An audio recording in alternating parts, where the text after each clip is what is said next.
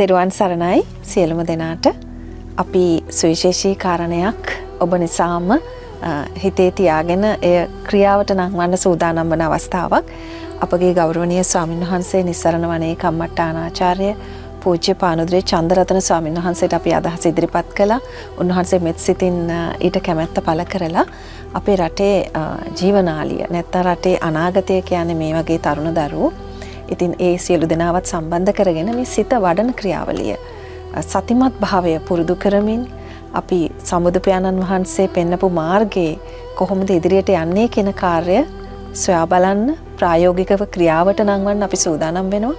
ඉතින් පළමු වැඩසටහන එළඹෙන ඉරිදා උදෑසන 6ට සිරස FM ගුවන්විදුලියෙනුත් ඒ වගේම උදෑසන 8ට පන්සිල් මළුව YouTube channel එකනොත් ඔබට බලන්න දකින්න අවස්ථාව තියෙනවා. ඔබත් අපත් සමග එකතු වන්න. අපේ කණ්ඩායමට එන්න කියලා ආරාධනා කරන තරුණ දරුවෝ හැමෝටම YouTube channel එක බලලා මේ පළමු වැඩසටහන ඔබ පුහුණු කරන්න. ඉන් අනතුරු ඔබේ අදහස් අපිට දන්වන්න.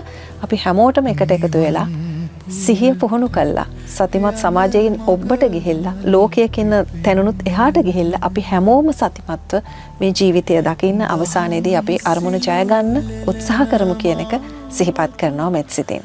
තෙරුවන් සරණයි.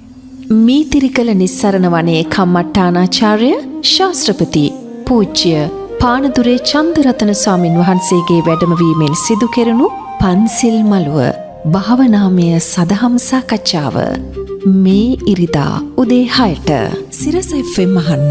උදේ 8ට පන්සිල් මළුව YouTube channel එක නරඹන්න. පන්සිල් මළුව